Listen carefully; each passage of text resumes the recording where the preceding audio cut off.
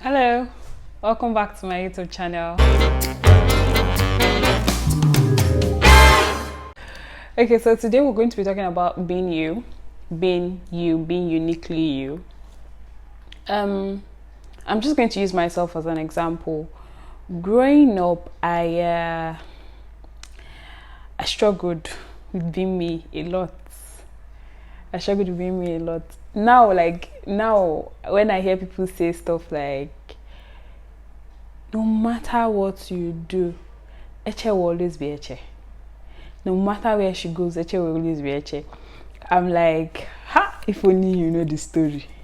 Like, if only you know what it took me to get to this point where Eche can be Eche. Eche can be comfortable, Eche can just basically be herself. God, I really struggled because I didn't fit in to a lot of circles. I was too nerdy for some.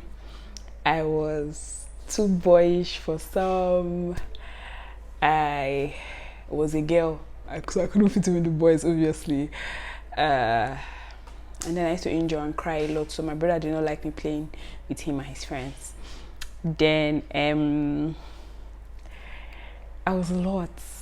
When I started at my puberty stage, when I started, developing chest, developing boobs, I used to always wear these really big cardigans so that I could cover them up because I didn't want people to notice that I had boobs. I felt having boobs wasn't a good thing, or it was too much for my age. I wasn't supposed to have that. I was also loud, and I remember that every year, like I don't remember when I stopped it, but I don't think there was any year as from before I got to 16 years that I didn't do this. This year I promised to be more quiet. This year I want to be more quiet. I don't want to make noise in class. I want to be one of the quiet ones. I didn't really fit in with the nerds because even up until university, I never liked front seats. Never liked front seats. I was super playful. I still am. I'm a very, very playful person. I just didn't, there was no balance basically. You know how there are people that are very booky and they are Mr. and Mrs. Book. I'm not like that, but I'm a nerd. And then you know how there are people that are so playful and they don't like book. I'm not like that. I'm playful, but I like book. So I just didn't fit in with any particular set of people, and it was a problem for me. I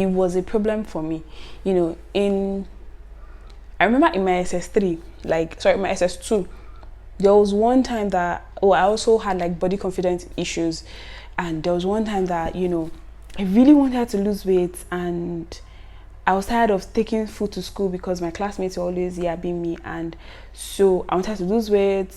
I was tired of taking food to school, and I stopped taking food to school. For 2 weeks, I didn't take food to school, and my mom would insist, but then I would do somehow and not take the food to school. And finally, I wasn't buying anything in school, and I fainted in class. I passed out. I didn't faint, but I passed out. For a few seconds, I passed out, So I should be fainting is the one where they stood like this and then first to land on the floor. That's not the one that I did. The one that happened to me was that I basically just lost consciousness for a few minutes. I was panting, then I lost consciousness for a few minutes, but I didn't fall. I was on my desk, and then a few people were like, are you okay? Are you okay? I was known to know how to stage things. I knew how to stage things when I don't want to be flogged, but my friends were like, are you okay? Was that real? Or it was like, it was real. I'd never staged this kind of thing before. There are certain things I staged, but not this kind of thing. So I remember going home and telling my mom that, Mommy, I fainted in school. I passed out in school today. And my mom was like, the next day, she was like, bring your flask so I can put food for you to take to school. And I said, no, I don't take food to school. And my mom beat me. She beat me very well. Beat me very, very well. And beat out that stupidity from my body. And I started taking food to school again till I finished secondary school. I was taking food to school because I'm not so good at buying things except junk. I wasn't so good at buying food outside. It was university that I now learned how to buy stuff outside again, because we weren't cooking in university. Also, in university, I also didn't fit in when I got to university.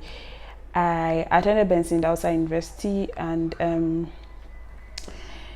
my 100 level, I felt like I didn't belong. I remember that I wrote a novel out of it, never published. Eventually, my laptop crashed and I lost it, but I wrote a novel out of it. You know, one thing that being different did for me was I had this safe space where I could always write. I had short stories as a child. I wrote short stories as a child, and in the university I graduated, I wanted to write something more complex. So I wrote a book out of, I think the title was Campus Jam Bites, something like that. Because that's what they were calling us, Jam Bites. So I remember writing a book out of how I didn't belong. You know, I felt like I didn't belong. I was just very different. You enter school and you are seeing people are dressing up, and all I knew how to do was to rub lip gloss. I didn't know what eye pencil was, because I come from a very conservative family. My mom is very conservative. In fact, I think my mom's best color is brown, so she doesn't particularly do bright colors. My best color is blue, dark shade of blue, navy blue. So it doesn't pop. I don't really like things that pop that much, even if because of my elder sister I'm forced to buy some of them so that I can rest. But generally I don't like things that pop. So I was coming from a very conservative family, and I was going to university where people were slick. We had a lot of sway queens, they had a lot of, you know, big girls and all of that, and I didn't fit in. And to make matters worse, H was naturally went to cut her hair. I cut my hair. Please tell me why I cut my hair when I was entering university. I said I didn't want stress, so I cut my hair. And so I was looking so weird. Definition of weird is me. It's me. So I was looking very weird in my 100 level. I didn't fit in. Even as an adult, I think sometimes I still don't fit in certain places. Like, I didn't fit in at all. And it took accepting me. There are certain things about myself I struggled with. I struggled with how dramatic I was, or I am. I struggled with how much I liked to talk. And as a science student, you know, there's that programming in your head that as a science student, you're not supposed to like talking a lot. So I studied computer science, we're coding and, you know, doing stuff that I had to do with, and I had a lot of classmates that were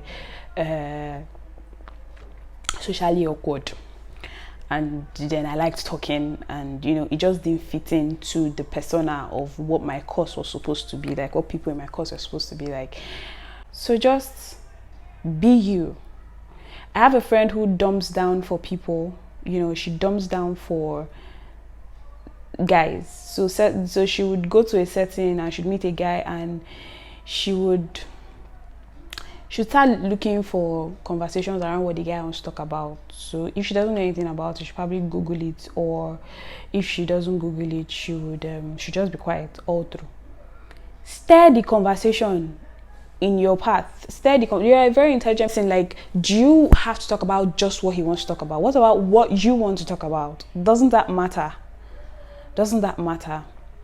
You know, I don't know how, you know, how I can keep hitting it and knocking it on the head, but like, be you. You are phenomenal. You're you for a reason. Now, do not let anybody make you become a counterfeit. Keep being an original. Keep working on yourself. You know, something happened recently, and I came back and I told my sister, I was like, this is what I did though. And I was crying. I was so sad about what I had done. And my sister said, stop being so hard on yourself. She was like, stop being so hard on yourself.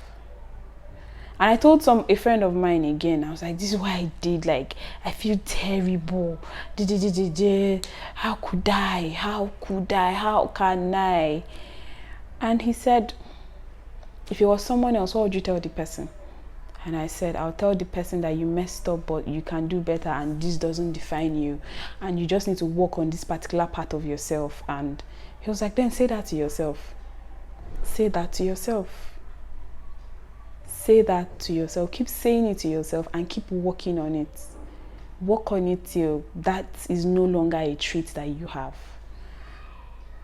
So I just feel like it's really important for us to embrace who we are. Embrace who you are. Embrace yourself in all fullness. Embrace yourself. Embrace the playful parts. Embrace the silly parts. Embrace the beauty. Embrace you. Embrace you. Stop hiding who you are from the world. Stop fitting into boxes that people have created. Be who you want to be. Create your own rules. I mean, I like rules. I like rules. Like, I cannot even work in a place that doesn't have rules, because I like rules. I like, please make me obedient. I like, these are the rules and regulations, so I can follow them and be obedient towards them. That's my kind of person. So when I say create rules, I don't mean break office rules and protocols. No, I mean like create rules around who you are, around who you will be, and don't allow who you will be defined by what another person thinks you should be. Just be you. Just keep being you. Be awesome. Be phenomenal. You are phenomenal. Baby, you are strong. You are kind. You are what's beyond 1,000 reasons why. And you can be perfect, baby, 'cause nobody's perfect, darling. I love you just the way that you are. Oh, oh, oh, oh, oh, oh, oh, oh, oh, oh, oh, oh.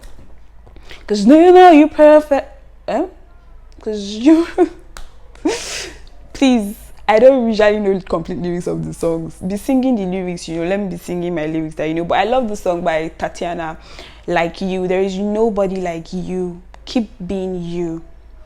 There is nobody like you. 'Cause you can be perfect, baby. 'Cause nobody's perfect, darling. I love you just the way that you are. You are strong. You are kind. You are what's beyond 1,000 reasons why. And you can be perfect, baby. 'Cause nobody's perfect, darling. I love you just the way that you are. I know some of my friends will watch this and say she has turned into choir song. Leave it for me like that. Thank you. Just keep being awesome. Keep being phenomenal. You are an amazing person. You're beautiful. There is no one else in the world like you. You are a masterpiece. See, you are a masterpiece. God took his time to create you. Took his time to create you. You are a masterpiece. So keep being that awesome masterpiece that God created. There is only one of you in the world. Just one. Sofu. There's just one of you in the entire world. Thank you for watching. Thank you so much for watching today, guys. Please subscribe if you haven't subscribed. Subscribe below. Please subscribe. Okay, subscribe is even up to, so yes, subscribe. Please subscribe. Then please like the video. Please comment. I'd like to know what you guys think. I'd like to know if you resonated with this video. I'd also like to know topics that you'd like me to talk about, and yeah, so please subscribe. Give this video a thumbs up, guys. Please give it a thumbs up, and keep being awesome. Keep being uniquely you. There is just one you in the world. There is just one you in the world. Uniquely you. All right, thanks, guys.